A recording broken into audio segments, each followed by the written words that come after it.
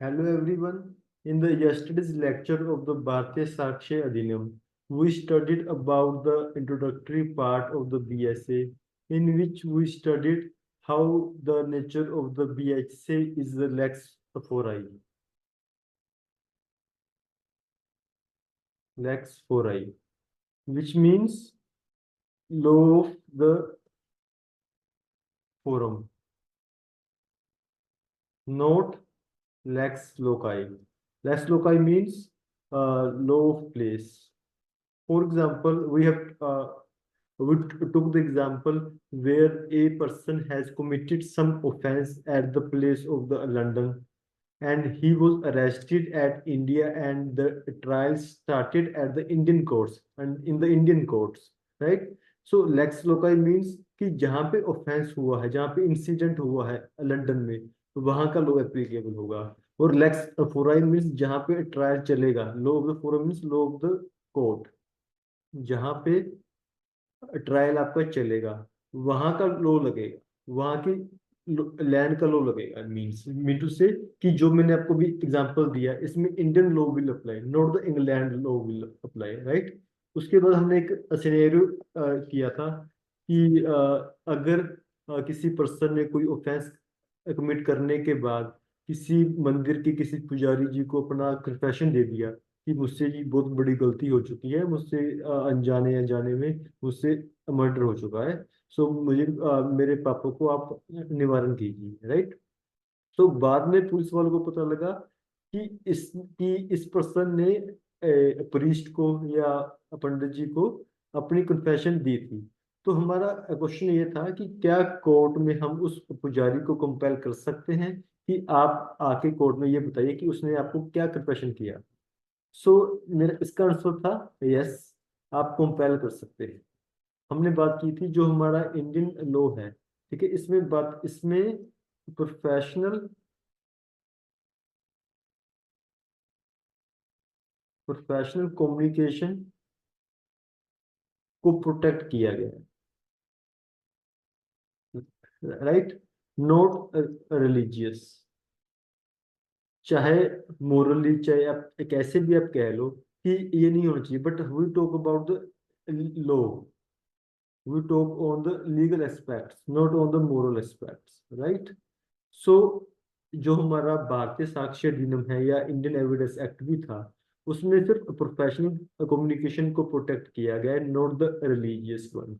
It means कि जैसे for example कोई एडवोकेट एंड क्लाइंट के बीच में जो भी कम्युनिकेशन हो रहा है, जो भी बातचीत हो रही है, जो भी इंफॉर्मेशन को वो शेयर कर रहे हैं, उसको आप उस एडवोकेट को आप कंपेल नहीं कर सकते। फॉर एग्जांपल अगर ए बता रहा है कि बी मेरे को पहले बी पर्सन ने मेरे को पहले मारा, मैं इंस्टिगेट हो गया, मैंने फिर उसको मार दिया, सो ये कम्युनिकेशन प्रोटेक्टेड है। तो प्रोफेशनल कम्युनिकेशन प्रोटेक्टेड है under the law, not the religious one. So हमने एक चीज बात की थी कि हमने सिर्फ ये चीजें देखनी है कि क्या लॉ आपको अलाउ कर रहा है। इट डज नॉट मैटर कि आपको क्या लगता है, what are your beliefs, it does not matter what the law believes, that has to be seen, right. जो ये प्रोफेशनल कम्युनिकेशन है, इट इज, एक second, yes, it is stated इन,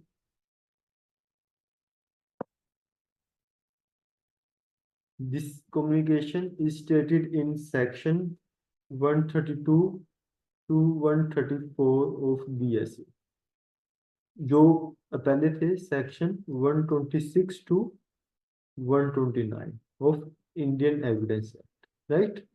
सो सिर्फ प्रोफेशनल कम्युनिकेशन को प्रोटेक्टेड है, not the religious communication, right. हमने कल के लेक्चर में बात की थी कि प्रेम्बल के बारे में बात की थी कि वहां पे वर्ड आपको कंसोलिडेट वर्ड यूज है। कंसोलिडेशन का क्या मतलब है कि all scattered laws are compiled in one law, right. अगर हम बात करें हिंदू लॉज में वर्ड यूज है कोडिफाई एंड अमेंड। हमने कल देखा था कि कोडिफिकेशन का क्या मतलब है, डिफाइन का क्या मतलब है, अमेंड का क्या मतलब है। सो जहाँ पे वर्ड कंसोलिडेशन आ जाता है, इट मीन्स कि वो लॉ अपने आप में कंप्लीट है। अगर आपको कुछ भी डाउट है कि ये चीज रेलिवेंट है या नहीं है, या हम इस एविडेंस को हम दे सकते हैं या नहीं दे सकते, ठीक है, तो आपको सिर्फ एविडेंस एक्ट में या भारतीय साक्ष्य अधिनियम में ही आके देखना है, बिकॉज वहां पे वर्ड यूज है कंसोलिडेशन, राइट।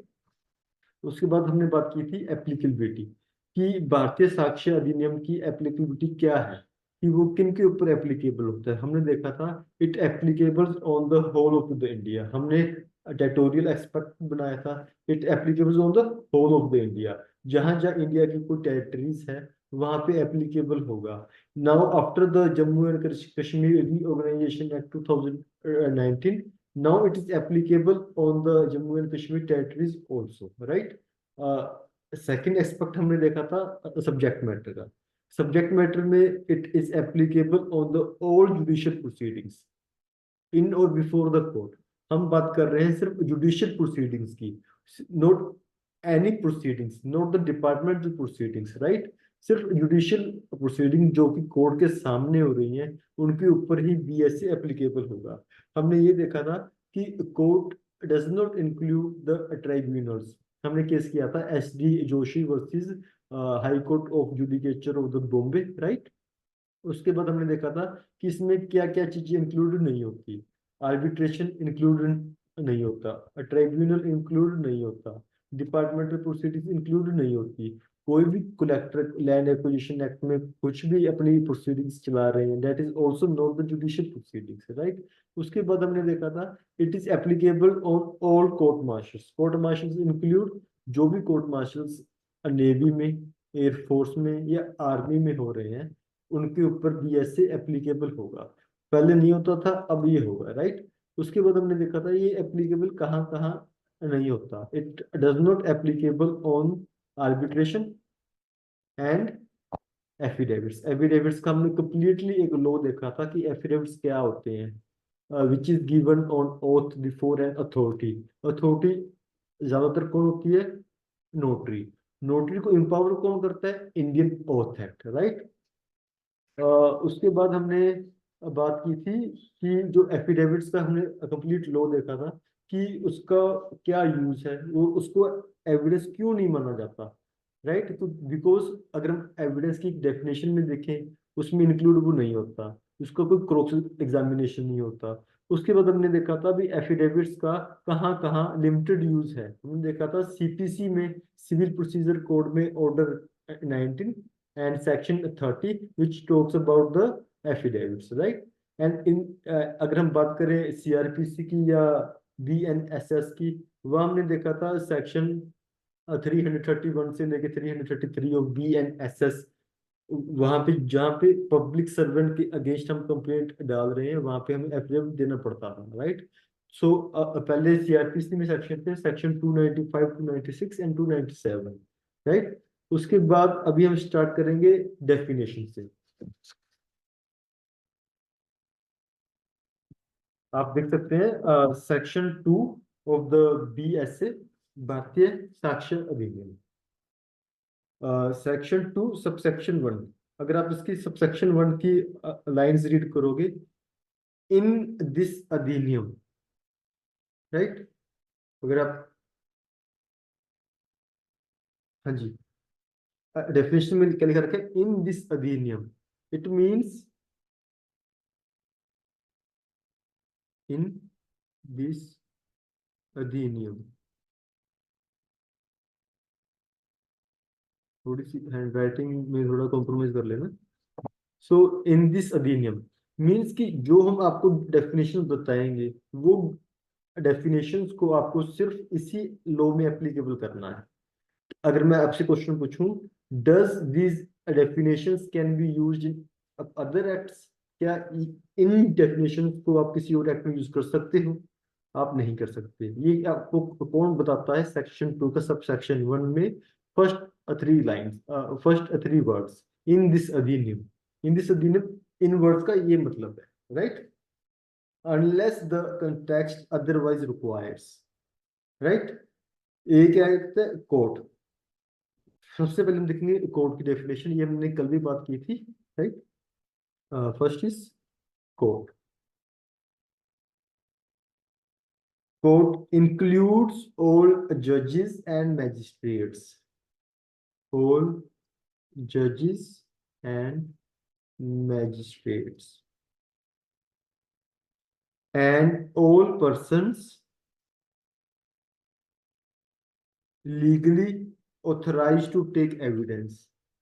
आप एक्सेप्ट आर्बिट्रेटर्स को आप अपनी तरफ से ब्रैकेट में उनको आप बना सकते हो कि आपको आगे आपको फटाफट आप देखते रहो, या आप उसको जैसे मैंने आपको कल बताया था कि आप उसको पिंक हाइलाइटर से उसको हाईलाइट कर दो भी, ये चीज कोर्ट में इंक्लूड नहीं होती, right. So all persons except arbitrators legally authorise to take evidence, जो एविडेंस ले सकते हैं वो कौन है? कोर्ट है। जजेस और मैजिस्ट्रेट ये दो अलग अलग क्यों लिख रखा है? अगर हम बात करें, जैसे मैंने आपको स्टार्टिंग में बताया था, ये बहुत ही ना एक बेसिक कंसेप्ट है, और ये लोग लोग कॉलेजेस में ये चीज नहीं बताई जाती। और इवन जो एडवोकेट्स होते हैं, फ्रेशर एडवोकेट्स, उनको भी ये कई बार दिक्कत आती है भी ये क्यों लिखा रखा है। फॉर एग्जाम्पल जब हम देखते हैं डिस्ट्रिक्ट जज, राइट, डिस्ट्रिक्ट जज, डिस्ट्रिक्ट एंड सेशन जज, राइट, ये दो वर्ड अलग अलग क्यों लिखे जाते हैं? और जैसे हम देखते हैं, जैसे आप कोई आप जज बनते हो, आप बनते हो सिविल जज, जब भी आप कोई आप नोटिफिकेशन आप देखोगे, वहां पे लिखा होता है भी सिविल जज की वैकेंसी आई है। तो आपको जज बनने के बाद आपको मैजिस्ट्रेट की पावर दी जाती है, राइट। सो इसका मीन्स क्या होगा? अगर हम बात कर रहे हैं जज की, राइट, जजेस में कौन आगे? हम बात कर रहे हैं सिविल में। मैजिस्ट्रेट वर्ड सिर्फ यूज होता है क्रिमिनल में। सो एक जज के पास सिविल मैटर्स भी होते हैं, क्रिमिनल मैटर्स भी होते हैं। कहीं ऐसा तो नहीं होता ना सिर्फ उसके पास सिर्फ क्रिमिनल मैटर्स ही आ रहे हैं, उनके पास कोई सिविल कोई जमीन का कोई केस आ ही नहीं रहा, है ना, रिकवरी का कोई केस आ ही नहीं रहा, ऐसा तो नहीं होता। सिविल और क्रिमिनल मैटर्स एक जज के पास दोनों होते हैं। सो सो वो क्या है? वो एक जज भी है, वो एक मैजिस्ट्रेट भी है, राइट। तो ये बहुत बेसिक चीज है जो कि हमें बीइंग अ लॉ स्टूडेंट, और इवन चाहे हम लॉ स्टूडेंट भी नहीं है तो ये चीज हमें पता होनी चाहिए भी जज और मैजिस्ट्रेट में क्या डिफरेंस है। अगर मैं बात करूं, जैसे मैंने बात की थी district and session, this is civil, session is in the criminal, right, criminal. जब कोर्ट क्रिमिनल केस देख रहा होता है तो वो सेशन जज होता है। जब वो कोई सिविल मैटर की हियरिंग सुन रहा होता है तो वो डिस्ट्रिक्ट जज होता है, राइट। सो हम बात कर रहे थे, कोर्ट इंक्लूड्स ऑल जजेस and magistrates and all persons except arbitrators legally authorised to take evidence. अभी ऑल पर्सन्स कौन आ गई जी? ऑल पर्सन्स मींस कि जो, for example commissions, for example हमने, क्या होता है कई बार कोर्ट हर जगह तो नहीं जा सकता।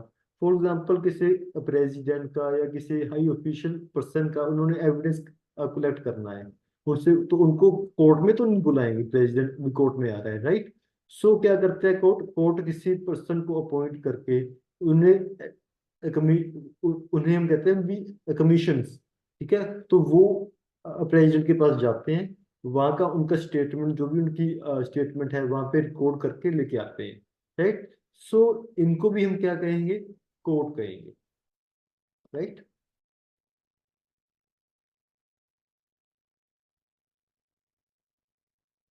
नाउ एक क्वेश्चन उठता है, क्या एपीलेट कोर्ट्स, जैसे हमने बात की ना, कोर्ट क्या है? एक जज, magistrate and all persons who are legally authorised to take evidence. So क्या एपीलेट कोर्ट्स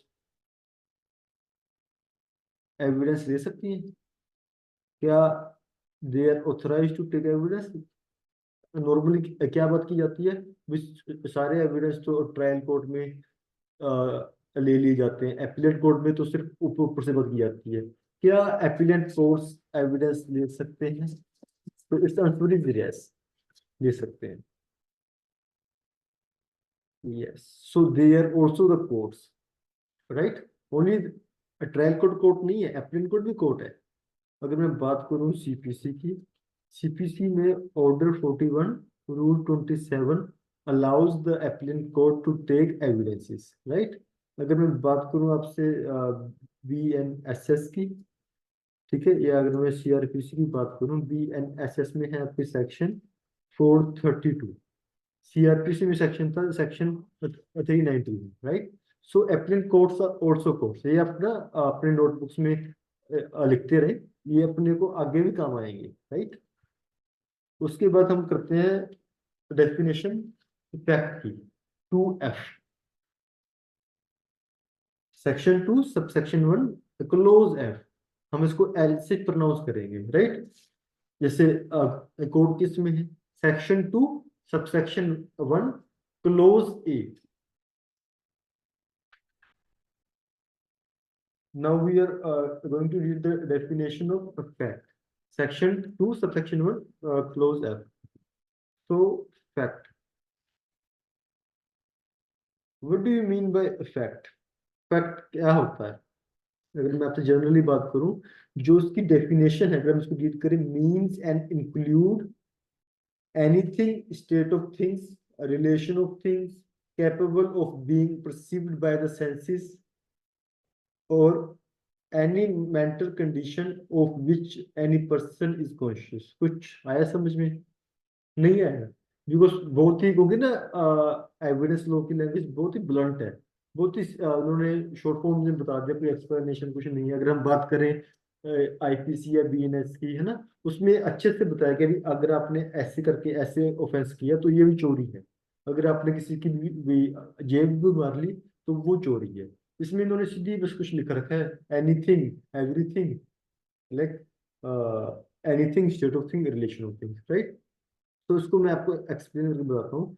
सबसे पहले जो ये डेफिनेशन, हम एक बार हम डेफिनेशन को नहीं देखेंगे, जनरली मैं आपको बताता हूँ क्या होता है। जो ये डेफिनेशन है, डेफिनेशन वैसे दी गई है जर्मी बेंथम, ये एक जूडिश रहे थे, वहां से जो उन्होंने डेफिनेशन दी थी उनको देखते हुए ये डेफिनेशन बनाई गई। इन्होंने कहा था जो कोई फैक्ट होता है दो टाइप का, डायरेक्ट, या इसको मैं बात करूं physical fact and psychological fact. Psychological facts, physical facts means जो आप देख सकते हो, दैट, जो आप देख सकते हो जैसे फॉर एग्जांपल अ बुक, मौसम,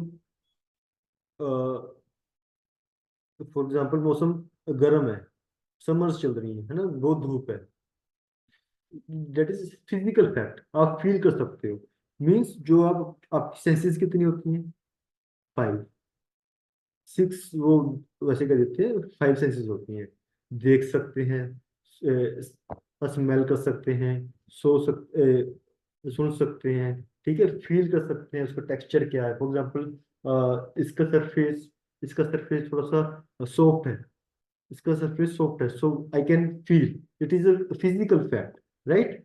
तो these are the physical facts.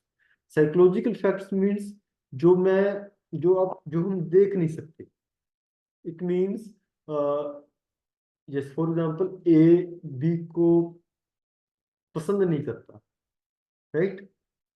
तो ये क्या आप देख सकते हो, नहीं देख सकते, फील कर सकते, क्या आप इसको सुन सकते हो, देख सकते हो, नहीं। ये हम साइकोलॉजिकल है, एक माइंड में है कि यार ये उसको पसंद नहीं करता, राइट। सो जो, जो ये चीजें होती हैं साइकोलॉजिकल, हमारे जो दिमाग में होती हैं, अनकॉन्शियस माइंड में या कॉन्शियस माइंड में जो हमारे अंदर होती हैं, उनको हम बोलते हैं साइकोलॉजिकल फैक्ट्स। और इससे क्या क्या एग्जाम्पल होता है, ए बी से प्यार करता है, तो it is the psychological fact, right. अगर मैं और एग्जाम्पल्स लूं, फॉर एग्जाम्पल कि ए बी, उसको जैसे फॉर एग्जाम्पल मेरे को पता था कि ये गन नकली है, ठीक है ना। फॉर एग्जाम्पल मेरे को पता था कि ये गन अब असली है और मैंने उसको फायर कर दिया, तो ये चीज जो मेरे को पता थी, बातें कर रहा हूँ मैं नॉलेज की, ठीक है। इंटेंशन, इल विल, है ना, दुश्मनी, या love, hate, these all are the psychological facts। A B को पसंद नहीं करता, this is the psychological fact, ठीक है। ए ने बी की घड़ी चुरा ली, जो घड़ी चुराई that is a physical fact, right. So अभी हम इसको डेफिनेशन पढ़ते हैं।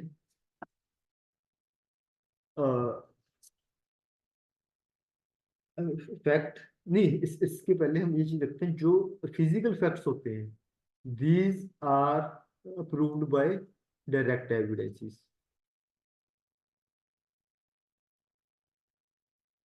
ठीक है। अगर ये पेन मेरा है, तो आप कोर्ट में इसको लेके जाओगे जी, ये पेन इनका है, this is the physical fact, this is the direct evidence. आप उसी चीज को उठा के लेके जा रहे हो, ठीक है। ये या फिर इसका और एग्जाम्पल क्या हो सकता है, मैंने देखा बी, ए ने बी को मार दिया, मैंने देखा, तो आप मेरे को लेके जाके, मैं कोर्ट में, अगर मैं कोई कोर्ट में जाके कोई गवाही दे रहा हूँ, तो that is the direct evidence दे रहा हूँ। और जो साइकोलॉजिकल फैक्ट है, इस ये अप्रूव किया जाता है इनडायरेक्ट एविडेंसेस से, इनडायरेक्ट एविडेंसेस या सर्कमस्टांशियल, एक ही बात है, circumstantial evidences, right. For example A ने, for example A, A B का मर्डर हो गया, बी का मर्डर हो गया, तो हम कह रहे हैं भी ए बी को पसंद नहीं करता था, ए या ए बी को दुश्मनी थी ए और बी की। तो हम इसको प्रूव कैसे करेंगे, हम पुरानी चीजें दिखाएंगे भी, पहले उसने उसको गाली दी थी, फिर उसने उसको गाली दी, फिर एक बार उनकी भी अब अनबन भी हुई, तो इनडायरेक्ट एविडेंसेस लेके आ रहे हैं एक फैक्ट को प्रूव करने के लिए, like this is the psychological fact. इसको प्रूव करने के लिए हम दूसरे इनडायरेक्ट एविडेंसेस को लेके आ रहे हैं। और जहाँ पे मैं बात कर रहा हूँ फिजिकल फैक्ट की, उसको प्रूव करने के लिए हम उसी को ही लेके आ रहे हैं, राइट। सो अगर हम इसकी, अभी हम इसकी डेफिनेशन पढ़े, fact means and includes anything, इसके इसके साथ आप पढ़ो, capable of being perceived by the senses, anything means knife, a gun, books that you can perceived by the perceived by, कहाँ लिखा है, perceived by the senses। How many senses? Five senses, right? State of things, state of things means कि जहाँ पे murder हुआ, वहां का room बहुत मैसी हुआ पड़ा है, which that you can perceive, आप देख सकते हो स्टेट ऑफ थिंग्स, क्या स्टेट, क्या उस जगह की क्या स्टेट है, ठीक है, मैसी स्टेट है, that you can be perceived by the your senses, by your eyes, right. अगला क्या है, relation of things, relation of things means कि आप रिलेट कर रहे हो, ठीक है। फॉर एग्जाम्पल कि मेरे क्लोथ पे, मेरी शर्ट पे खून के धब्बे हैं, राइट, या मेरे पे यहाँ पे स्ट्रगल मार्क्स हैं मेरे, तो इट मीन्स कि रिलेशन ऑफ थिंग्स, कि मैं अपने सेंसेस से रिलेट कर पा रहा हूँ कि एक रूम में बी का मर्डर हो गया, ए के शर्ट पे धब्बे लगे हुए हैं, तो it is the physical fact कि शायद मैंने कुछ किया हो, राइट। दैट इज रिलेशन, आप रिलेट कर पा रहे हो। Second point is any mental condition of which any person is conscious, right?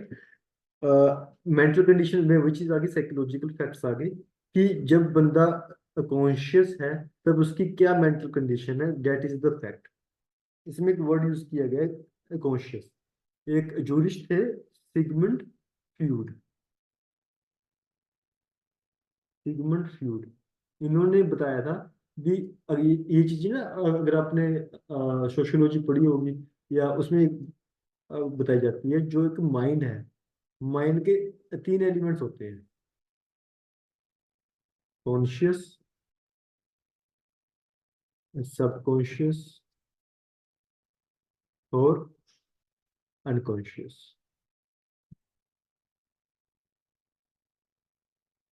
right? Conscious, subconscious, unconscious. जब आप बेहोश हो बिल्कुल, तब आप कहो अनकॉन्शियस, आपको कुछ नहीं पता।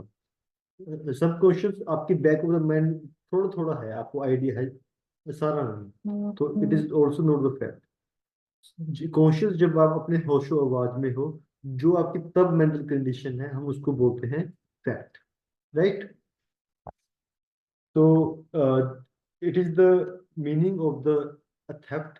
अगर हम इसकी इलस्ट्रेशन रीड करें, first illustration is that there are certain objects arranged in the certain order, is in a certain place, is a fact, right? Because it is the physical fact that person heard or saw something।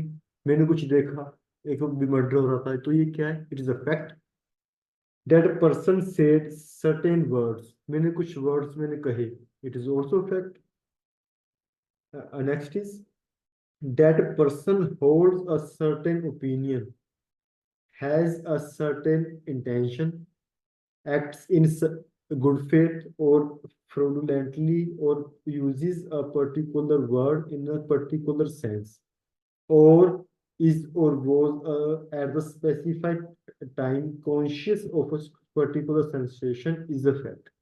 सबसे पहले हम देखते हैं, इन्होंने कहा holding holds a certain opinion.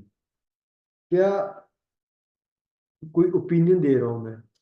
एक चीज होती है गिविंग ओपिनियन, और एक चीज होती है having an opinion. Giving an opinion, having an opinion, right? Giving an opinion means, for example, मैं कह रहा हूँ भी ए ने बी का मर्डर किया है, ये मेरा ओपिनियन है। ए ने बी का मर्डर किया है, मैं ओपिनियन दे रहा हूँ। यहाँ मैं कह रहा हूँ कि यार मैंने बी को कहा कि सी अच्छा आदमी नहीं है यार, तो इसको लोन पे पैसे मत दे। हैविंग एन ओपिनियन, ठीक है? यहाँ पे मेरा ओपिनियन है। For example, A says B is corrupt, that's why I want C to not to give that to B. बहुत वही चीज होगी, बी, ए का ओपिनियन है यार वो शायद अच्छा आदमी नहीं है, बट तू देख ले, right? Having an opinion, so it is a fact, but it is not a fact। Giving an opinion is never a fact, but having an opinion is a fact, right? उसके बाद चीज थी, तो ये अगर ये माइंड से बात है तो it is a psychological fact, right? Next is has a certain intention, acts in good faith, fraudulently, or uses a word in particular sense। ठीक है? uses a word in a particular sense means कि मैं कह रहा हूँ ओए पागल, ठीक है? ये मैंने किस तरीके से कहा? अगर मैंने बोला ओए पागल, है ना, अगर मैं मजाक में बोल रहा हूँ या मैं गुस्से से बोला, uses a particular word in a particular sense, ठीक है, then it is a fact. मैंने उससे गुस्से में कहा ओए पागल, ठीक है, तो उसने मेरे पे अटैक कर दिया, तो इट इज अ फैक्ट कि मैंने उसको ऐसे बोला था। किस सेंस में बोला था, वो चीज होती है फैक्ट, राइट? आगे है was at the specified time conscious of the particular sensation is a fact। It's very simple, right? So we have studied the facts, है ना? क्या facts की क्या definition है? एक चीज आती है factum, factum, factus probandum, and factus probans। Factus probandum means the facts sought to be proved। It is also called as principal fact। क्या ए ने बी का मर्डर किया? This is the factum probans, means principal fact, facts that show to be proved. ठीक है, factum probans means means of proving, means of proving, right? Which means it is also called evidentiary fact. These factors probands are used to establish the fact. These are used to establish the fact so to be proved. Factum probans को prove करने के लिए factors प्रोबेंस दिए जाते हैं। It is a means of proving. क्या A ने B का मर्डर किया? It is the factum प्रोबेंस।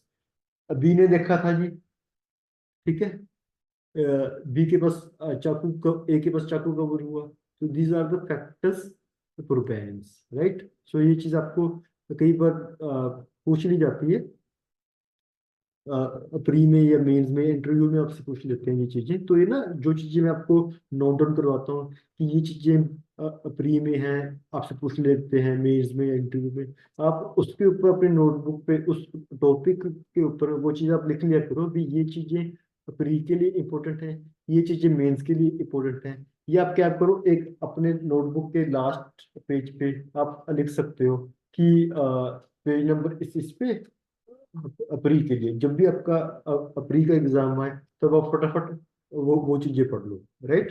तो इससे ना कुछ चीजें मार्शलिंग आपको करनी पड़ेगी, थोड़ा आपको स्मार्ट वर्क करना पड़ेगा। जब आपको प्री का एग्जाम आ गया तब आपको सारी कॉपी पढ़ने की आपको कोई जरूरत नहीं है। जो जो चीजें मैंने आपको नोट डाउन आपको मैं करवा रहा हूँ, जो चीजें प्री के लिए इंपॉर्टेंट है, वो वही चीजें आती हैं प्री में।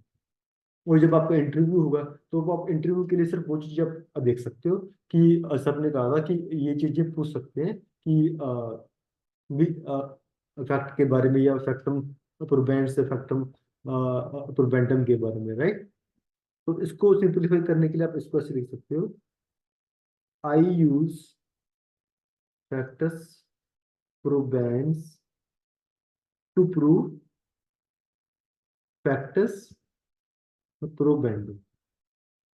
ठीक है, तो कई बार स्टूडेंट्स कंफ्यूज हो जाते हैं कि फैक्टम प्रोबेंस कौन सा है, फैक्टस प्रोबेंटम कौन सा है, राइट। सो इसके बाद एक अभी हमने बात की कि फैक्ट होते हैं दो टाइप के, physical fact, psychological fact. But जो कैनेडियन क्रिमिनल क्रिमिनल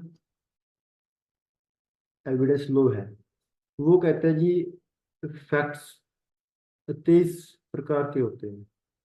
ठीक है, आप नोट डाउन कर सकते हो ये। फॉर एग्जांपल अगर आपको कोई क्वेश्चन आ जाए या आपको कुछ पूछ ले तो आप इसको बता सकते हो जी। जर्नली हमारे इंडियन एविडेंस एक्ट या बीएसए दो टाइप्स की फैक्ट के बारे में बात करते हैं, बट और भी होते हैं, right.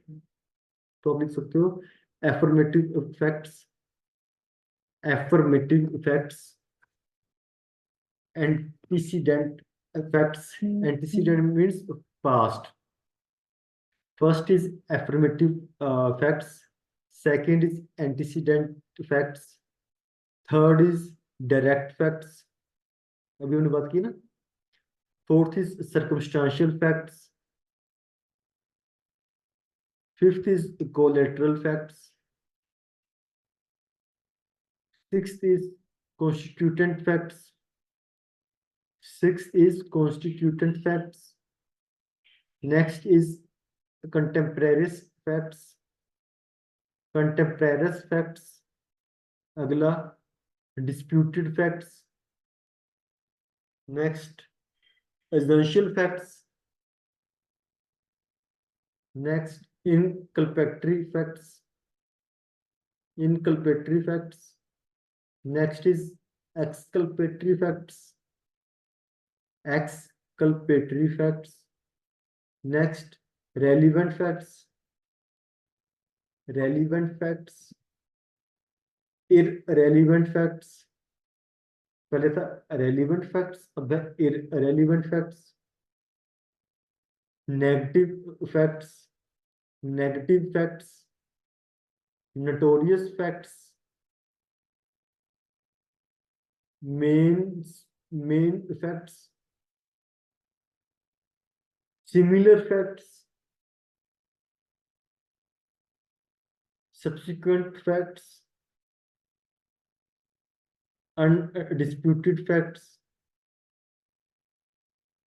unessential facts, subsidiary facts। Mainly जो हमने किए थे दो ब्रॉडर फैक्ट्स, उनमें ऑलमोस्ट ये सभी कवर हो ही जाते हैं, है ना। तो इनको बस इन्होंने अपने आप चलाना था, जो अपने को पता लग गया क्या क्या डिवाइडेशन है, राइट। एक को लिख सकते हो आप fact in issue facts, right.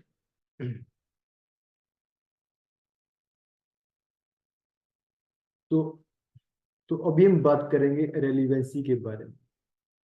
अगर हम relevancy is defined in section 2K 2K of the BSA 2 subsection 1 clause K, right?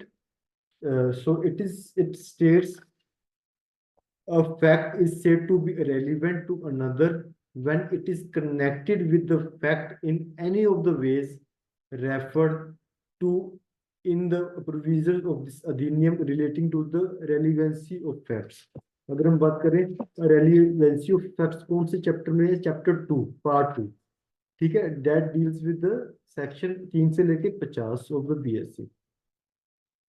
इनसे जो सेक्शन हैं जो बात करते हैं रेलिवेंसी की, ये कह रहे हैं कि a fact is said fact is said to be relevant to another when it is connected with the other in any of the ways।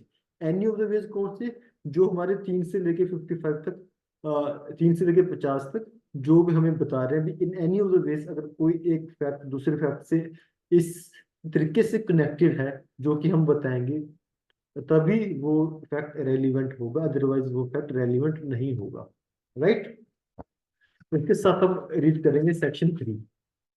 Section 3 कहता है एविडेंस में be given of facts in issue and relevant facts.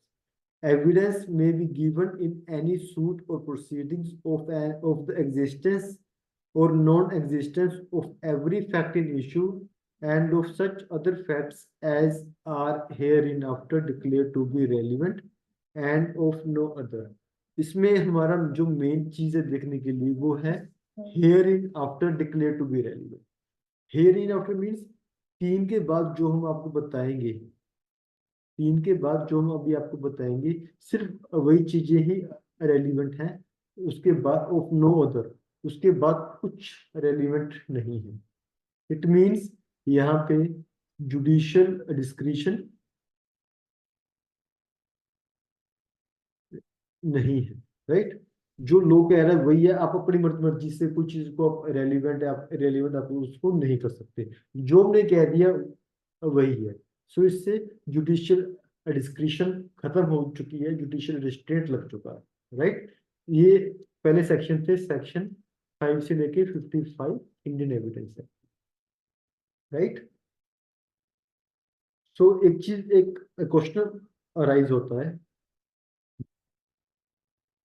ये question mains में कई बार आया हुआ है, आप लिख सकते हो। Can can illegally procured evidence be made permissible। For example किसी ने कोई, फॉर एग्जाम्पल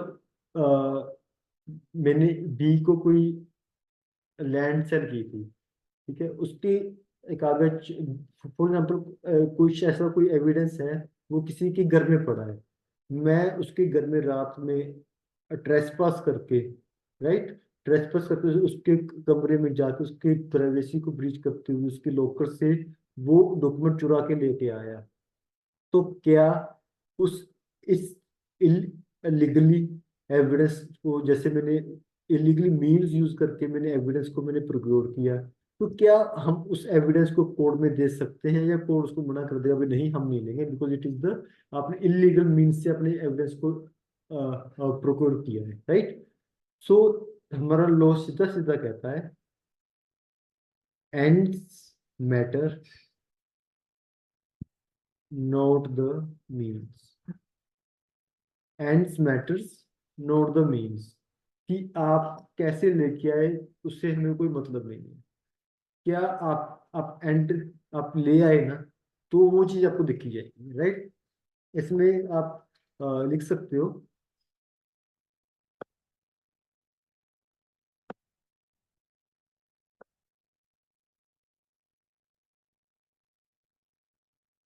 हाँ जी, इसमें कुछ केस लॉज थे, आप लिख सकते हो। Are K Mulkani, R K Mulkani versus State of Maharashtra. It is 1974 Supreme Court, right? Second is M Patodia, M this is O Patodia versus R K Birla. This is 1971 Supreme Court. R K Birla, BIRLA, BIRLA, इन्होंने कहा illegality of illegality of appropriation illegality of appropriation of evidence does not render it does not render it inadmissible, does not render it inadmissible. Admissibility admissibility admissibility is independent of an admissibility is independent of an irrespective of the fact as to how the evidence is procured. So even if evidence is so even if evidence is procured in illegal manner or by improper means, such evidence remains admissible, right? Right? So does not matter कि आपने evidence को आप illegally mean से लेके आए या आप legally mean से लेके आए, it does not matters at all, right? So आज के इस सेशन में हमने रीड किया कि कोर्ट की डेफिनेशन को देखा, फैक्ट की डेफिनेशन को देखा, रेलिवेंट के डेफिनेशन को देखा।